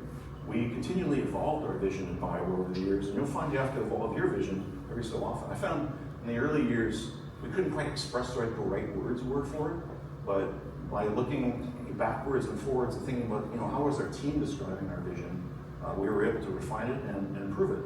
So where we ended by the time I retired, and I'm proud to say it's continued to evolve after I left, which I think is awesome. When I retired in October 2012, was create, deliver, and evolve the highest quality, most emotionally engaging games in the world. And that's a pretty high vision, right? But it's something where we really strove to try and achieve. Our vision started with a focus on high quality and story, but a few years in, we realized that what we were aspiring to was broader than that, bigger than that, aimed at a delivery of a service online, evolution of gameplay over time, and genuine emotional engagement. Once you have a clear vision, you can set out on a bold mission, but in that mission, you're only as good as your team. Teamwork and collaboration are incredibly important for any successful leadership effort. You're not alone in the journey. You have a team, and you need to give them credit, support, respect, and rewards at every opportunity. In Good to Great, Jim Collins talks about the bus. This is actually a bus that we got to rent with our leadership team when we had a leadership offsite down in Austin. So you don't want to see the inside of that bus. But anyways, it brings back memories for me. This refers to, the bus analogy refers to having the right people in the right seats and recognizing that as the business scales, sometimes people require different roles. Strong teams are diverse and they provide a range of different perspectives. Leaders also need to grow themselves as the business scales, and they need to embody and they need to live, not just speak, but live the core values. They need to exemplify the work ethic, need to be passionate about fulfilling the vision and the mission. Culture is incredibly important. Without the right culture, your best efforts as a leader will fail. Something will happen, but it probably isn't what you intend. As I've said, you and your organization are only as good as your team, and culture permeates and affects everything about your team and your organization. It's hard to directly shape culture. I was privileged to have a great organizational behavior prof at ivy, who was actually his last year, and he was retired, and they convinced him to come back in for 1 year. So a lot of this stuff is stuff I synthesized building on his work. I asked him once, is this in a book somewhere? And he said, nope, this is my book. So I was lucky to have him. It's hard to really shape the culture, like I said. It's formed by this magical interaction of people and systems and processes. It's the shadow you leave behind as a leader, so you never really see it yourself. It's sort of like manifested by what others tell you they perceive it to be. It's both in terms of how credible you are and how well you can communicate these concepts. I actually presented this stuff very frequently to my teams, and to the point where I knew that it had succeeded getting through when I had people complaining about how many times I presented it. But I figured, a little bit too much is okay. A healthy culture has structures and systems and people on balance, delivering the company vision and mission in the context of that environment. That's the tricky part, because the environment's always changing. Technology disruption, also entertainment. Video games were actually a particularly tricky industry to be in because they had a few forces that were always changing. Platform disruption, new technologies coming online, and of course the ever tricky figuring out what people like. In a healthy culture, you can lead more effectively. Culture is incredibly powerful when it's aligned. It's your rocket fuel, and it can take you anywhere you need to go. Of course, rocket fuel is also highly combustible, so if your culture's broken, you're going to get something unexpected. One of the things we realized early on is that you need to spend time on your systems and your structures and your processes. I really love this stuff. They necessarily must change as your company grows. Things break. You have to figure out what's breaking, what's the cause. You have to figure out how to implement a new system or a structure or process that will ameliorate that. In terms of structure, we started with a single team. We went to 2 teams, and we ended up with a matrix structure in Edmonton, Montreal, and Austin, 3 of our studios. with projects on one axis and departments on the other. One interesting learning I had from working in a matrix structure is that people who can bridge between different categories are incredibly important to an organization. For example, a technical artist who can write scripts for artists and also translate back to the programmers the needs, or someone who has programming experience using quality assurance. We have professional QA people who make QA tools that can be used then to be extensible and reduce the burdens of our team.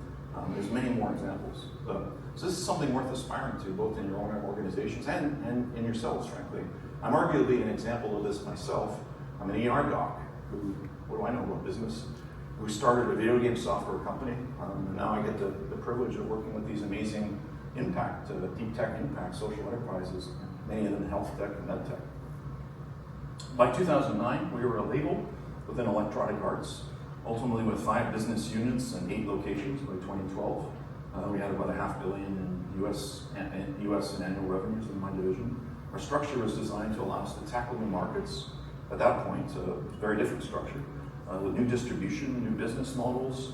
Everything had moved online at this point. When I started, the industry, believe it or not, was mostly packaged goods in stores, so different kind of skill set, figuring out how to get end caps at Walmart versus figuring out how to sell things online to consumers on cell phones.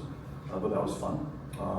And consistently deliver BioWare quality with centers of excellence across a much larger organization. As you think about culture, as you look for opportunities to evolve your systems and structures to solve problems that arise as you grow, always trust everyone in your team, but at the same time, make sure you use your wider perspective to occasionally go deep and help your team check the oil. You'll be surprised at what you occasionally find. And you'll have the perspective to see how some parts of the organization aren't fully aligned, maybe unintentionally, with the core values or with the mission or the vision or with the rest of the organization. And you'll also encourage your team to redouble their efforts since they know you're paying attention to the details as well as the strategy. This applies to investors too. I conduct a fairly rigorous diligence folder review, legal review as an angel, probably more like what you'd see for seed stage or Series A VCs. Not quite that level, but it's based on that. Plus, for financial terms, I strive to achieve a fair, basically a fair framework, value investing kind of framework. I'm more inclined today to pass on interesting opportunities if I see unmitigated risks versus investing knowing that there are risks that could blow up. So that's a bias towards heirs of omission versus heirs of commission. They're interesting. This book called The Book of Value by Anurag Sharma, I think. He talks about these two concepts. They're mutually exclusive, and they come down to the investors understanding which type of risk they're more comfortable with. However, as you do this, cautionary note, be careful not becoming a micromanager, either as an entrepreneur or as an investor. And this is really critical as you think about your role advancing as you scale your organization. You have to realize you have to step back, you have to delegate, you have to trust the people on your team. If you don't, you'll lose the engagement of your team, and you'll also miss key strategic opportunities. So it's a really fine balance of trust but verify. Fortunately, there are a couple tools, a couple frameworks you can use that allow you to navigate providing advice, for example, in teaching, instructing, and coaching. These are the 3 pillars of mentorship on the right side of this slide. And increasingly, as we grew, I was doing more and more of that. I was thinking about who are the leaders of tomorrow and how can I help them? I would meet with them every 2 weeks. I would meet with my direct reports multiple times a week, but minimum once a week. On the other side, you'll see a management style that we embraced. We actually have manager reviews that were based on this from 360 feedback. It's known as transformational leadership, which combines these 6 different behaviors: enthusing, inspiring, stimulating, coaching, and mentoring, directing and awarding, being appropriately critical, not overly critical, and being non-avoidant. It means showing up when there's shit hitting the fan. This is known as transformational leadership.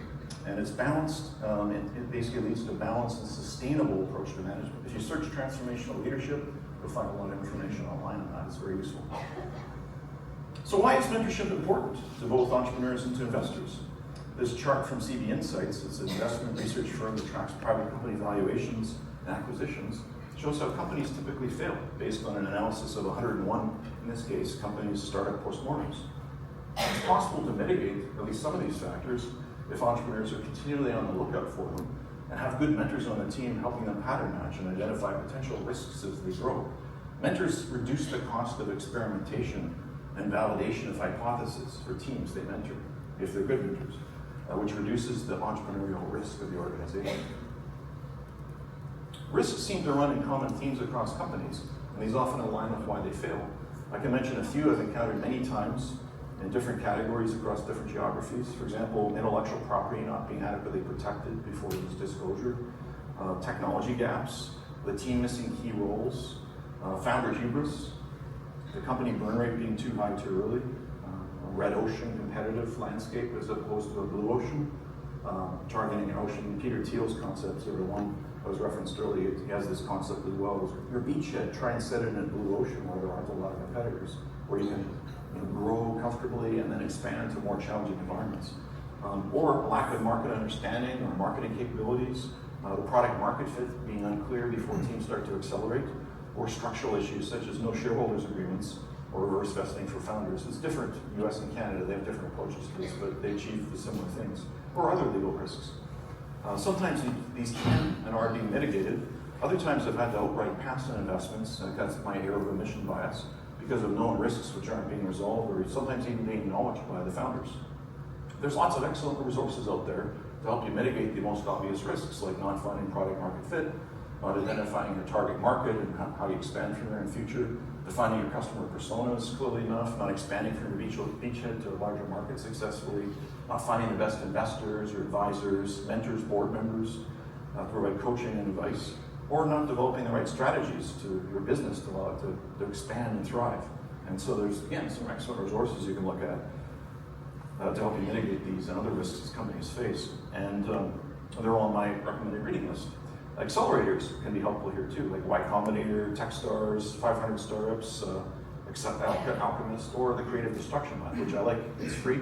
There's no equity surcharge on that one. All the mentors like me are volunteers. It's donor and sponsor funded. So excellent program. And it's complementary, frankly, with all the others. And it's complementary with great programs like UBCO VMS.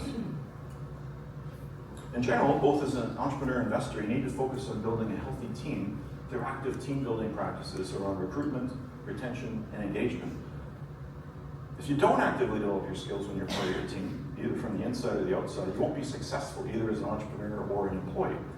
So it's vital to look at education as a lifelong pursuit. Frankly, that's more important nowadays than ever. And as I mentioned earlier, some of the skills most relevant to succeeding in the modern world go beyond your initial college or university-based education. These include good communication, being able to generalize to new fields, having multiple skills and experiences, and being able to bridge the gap between them. These are all really useful. Don't be limited by your initial training. Use that as a foundation, but instead consider how it can allow you to expand in new areas and bridge those and find those magical spots that bridge different disciplines.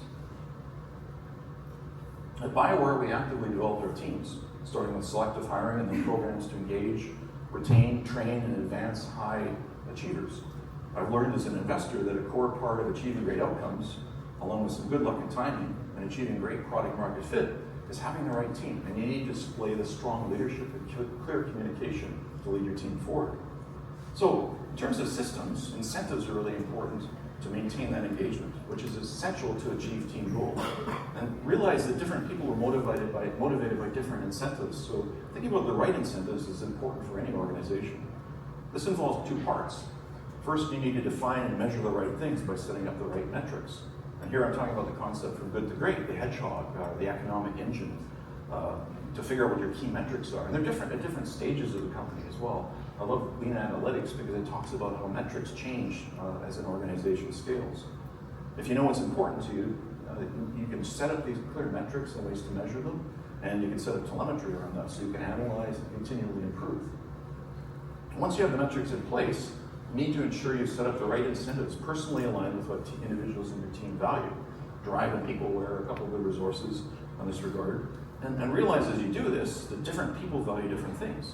So, for example, utilitarians value money and stock. Everyone needs a certain amount of money to be successful and to thrive, but some people really value it. It's like the primary driver for them. So, theoreticals, I'm actually primarily theoretical. They value knowledge and education. You reward them with training and conferences. Individualists value recognition, so you can recognize them publicly. Socials value social engagement, so you can enable more social interaction, send people to conferences and talks and team events. Traditionalists value being part of a group hierarchy, give them a meaningful title and role within a structure. Aesthetics value art and beauty, give them a meaning, give them art, allow them to personalize their workplaces. I really came to appreciate traditionalists. And actually, when I did the test that we had our leadership team go through, I ended up 3 standard deviations non-traditional, which surprised me even to that level. But I ended up being more theoretical, utilitarian, and individualistic. Are my 3 main ones. Interestingly, most people are a combination of 2 or 3 of these things. So, customize rewards to what your team values. Talk to them, ask them what's meaningful to you.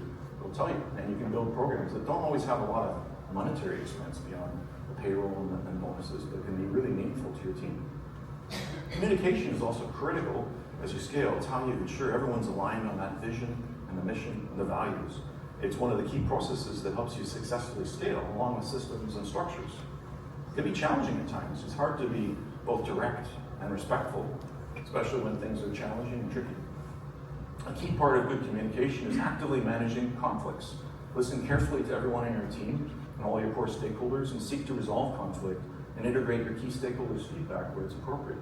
I found an interesting tool. You can look up the weighted decision matrix online. There's some good articles. One of my mentees, actually from the U of Alberta VMS, created a great blog post on this, Ashley Ganson. And it's a great way to get people to stop talking about why they're angry and start talking about the issues, and what risks and opportunities they see that others just aren't seeing, and it helps them to weight those things and kind of become less emotional and more rational around the topic. So it's a great tool. I've actually used it a lot. It's particularly useful in times of conflict, actually. Certainly don't ignore the core ideas behind feedback, or your team will become disengaged and stop providing. Interestingly, if you like the photos in this deck, these are all photos I've taken over the years in various adventure photography trips. So, there's also some tactical elements that are important to implement in areas as seemingly mundane as running good meetings. Details matter, and your team will learn from you as a leader and how you run your meetings. So try to do some of these best practices. Have an agenda, take notes, stay on topic, ensure people are paying attention, start and end on time. We had a pretty unique situation at BioWare where we worked as a team, starting out as a team of 3 co-founders. Our partner Rod left after a year to return back to medical practice in Calgary. And Greg and I then were co-CEOs for a few years before we evolved our roles to where I became the chief executive officer and Greg became president. To succeed in a partnership, that communication is really key. We needed to be continually talking. We used hot seat leadership with shared offices. So we shared offices. If we expected people in our teams to share offices, we led the way and we made sure we always had shared offices. Joint reports with our primary and secondary responsibilities clearly defined so the team knew who their manager was. We had some division of labor, but also lots of crossover as co-founders, which allowed us to share responsibilities when we were traveling or busy on projects. So, side note on when you're presenting, think about the story you're trying to tell. What's the flow? Try and make the presentation engaging. For me, it's like putting up pictures. If I'm boring, this is a nice picture to look at. A great book in this regard is Resonate by Nancy Duarte, or her prior book, Slideology. Basically, she teaches how to engage an audience and how to present a message clearly and effectively. She analyzes these famous speeches through history and talks about the emotional energy at different points in it. When presenting externally, Positioning and other books by Reece and Trout are some classics on marketing communications. Financing is an area that can be challenging for any business, particularly so in some of the companies I look at, capital-intensive ones like biotech or health, which require a lot of time and dollars to get through clinical trials and regulatory testing and requirements. Or for engineering companies with expensive hardware that require a lot of iteration to bring to market. Or for B2C businesses, which require a lot of marketing dollars to increase the consumer reach. If you raise equity financing, be careful of how you raise that money, as this can make or break your company. Often companies who raise equity financing once will need to do so multiple times as they grow. So you want to seek the right partners who can help you get to the next level and raise money aligned with key milestones, which will justify new rounds with some buffer added in at higher valuations. Try and follow standard market terms. Always do reverse due diligence on your investors and pay what's required to get great legal advice. Public large companies have access to capital sources that are not available to small teams. Of course, for scaling startups, there's other sources of capital like debt and grants, crowdfunding, and more. And there's lots of resources that can help you here, both in terms of raising capital and also thinking about who you want to attract to your board and your investment group. Smart money can provide operational governance expertise and also facilitates raising capital in future rounds. It's really helpful to consider your goals against the sometimes brutal reality of where you're at and what you're able to achieve. You can't change reality, you need to embrace it. So back to the QS equals RT. We learned a few lessons while working on multiple projects at BioWare over the years, like the importance of balancing quality and scope and resources and time. So our processes and systems reflected this balance. The challenge entrepreneurs can run into is they have ambitious goals for quality and scope, but they underestimate the time and resources or the dollars they require to get those things. Now the tricky thing here is QS and RT actually always are in balance. They just may not be in the balance that you want them to be. So we encouraged our teams, I referenced this earlier, to put up their hands when they see something misaligned. I had full team meetings of everyone that worked in a different location. I would allow open forum Q&A, ask anything, it's all good. And I would ask them to put up their hand and tell me if they see something broken, so we could fix it. The good meetings were where they said there's not enough orange juice in the fridge.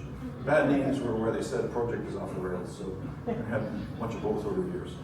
The folks who are closest to the work often have the best and first awareness of this imbalancing goals versus reality, so make sure you listen to them.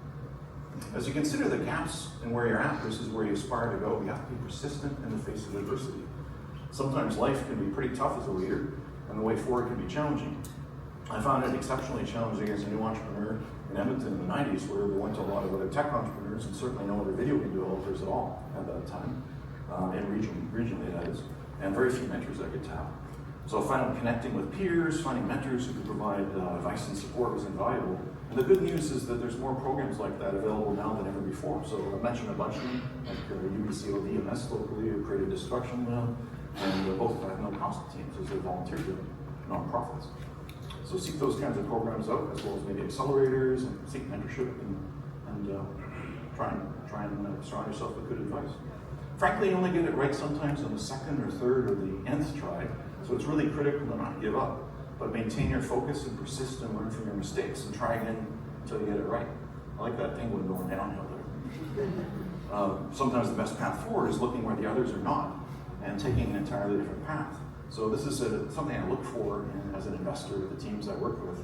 I'm trying to help them, looking for persistence and hard work, plus being able to feedback and being able to innovate and pivot as required, in addition to having a good say-do ratio. Persistent, focused effort is how great ideas and innovative breakthroughs happen. These overnight successes are myth. Steady iteration based on feedback from your team and your customers is the right way to find your way forward. There's some great resources about planning for tough times. I mentioned one of these already. Again, these are all on my Invesco website for recommended reading. And seek mentorship. As I said, mentors can reduce the cost of testing a hypothesis experiments for entrepreneurs. To choose and execute your strategy well, you need to be decisive and yet flexible at the same time. Sometimes being decisive is really tough.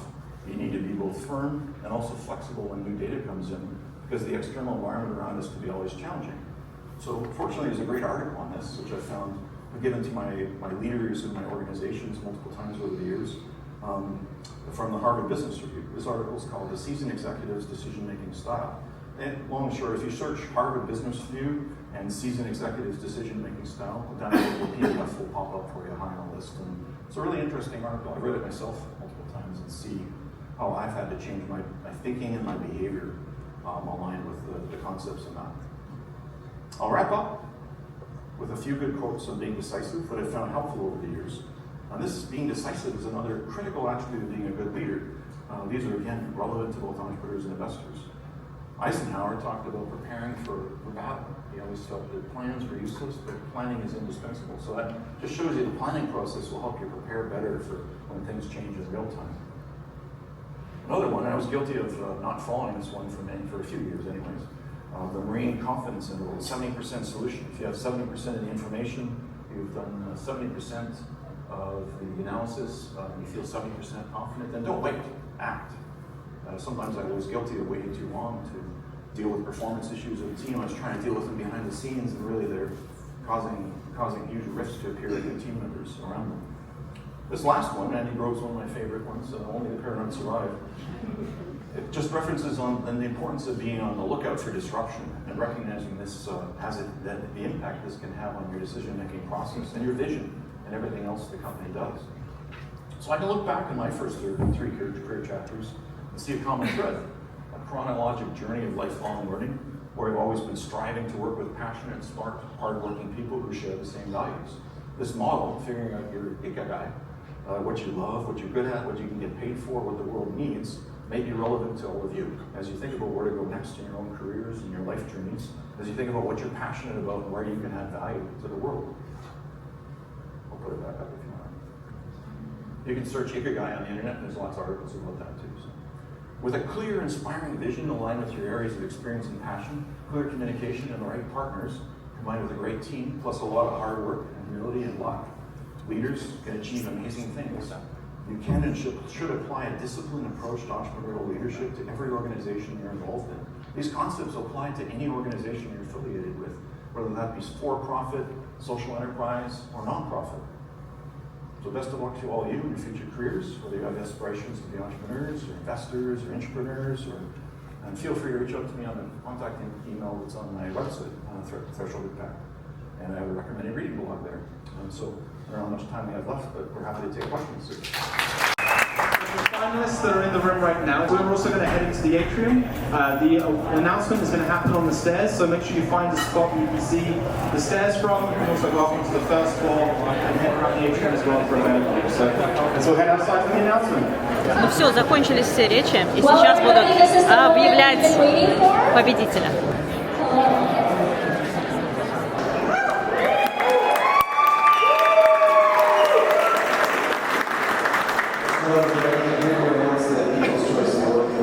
And the award goes to Proper.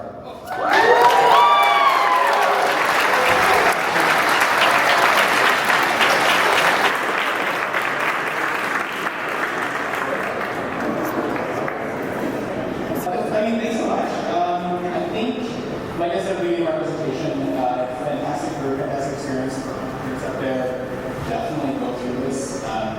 Big shout out to Viv, Lance, Chris, Darren, who really put me through the ringer. So thank you so much. Appreciate it.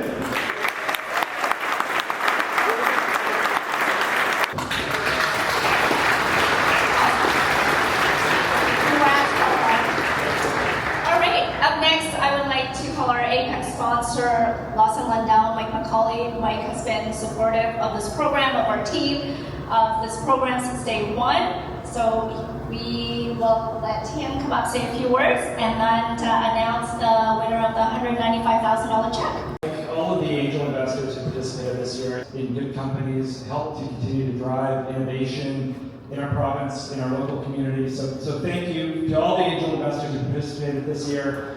A round of applause. It is a great privilege to announce the winner of this year's Okanagan Angel Summit. Signalytic, come on down. Congratulations.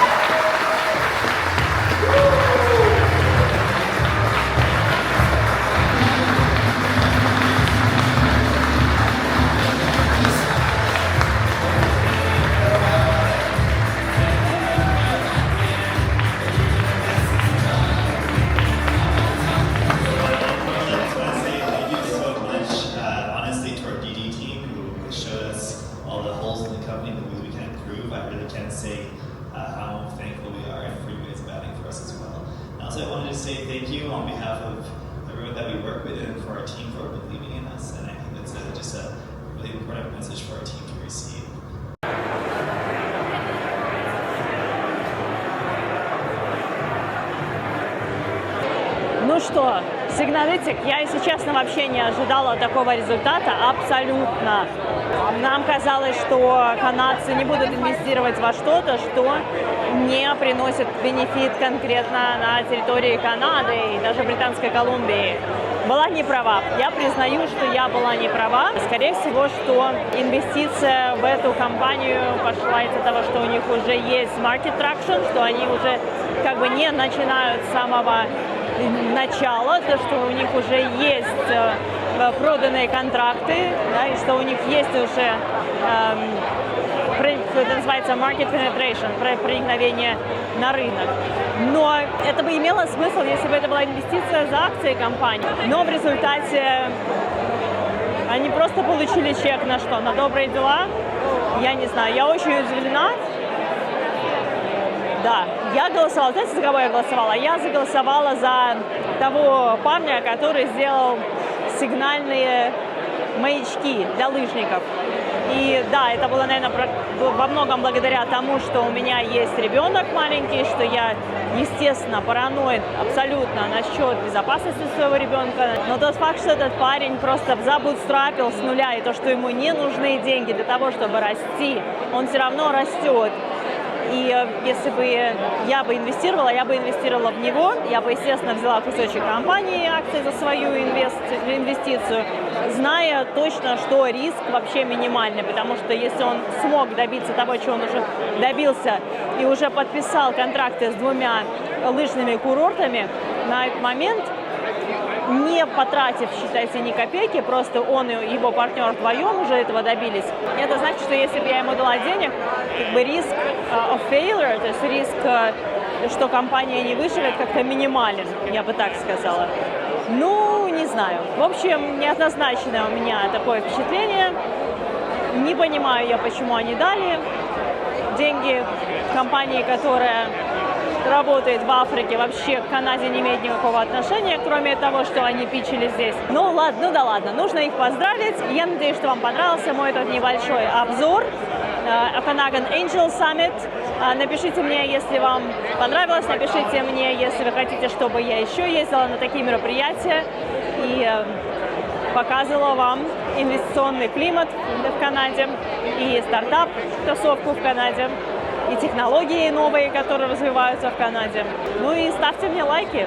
А еще лучше, знаете что, ставьте мне супер лайк, наверное, потому что посетить эту конференцию, вот люди, которые за мной сидят, да, они заплатили там от 60 до $120, чтобы посетить эту конференцию, а я вам всю эту информацию записала вот, и в свободном доступе на YouTube для вас выложила. Поэтому, кстати, с разрешения организаторов, да-да-да, у меня медиапасс в этот раз был.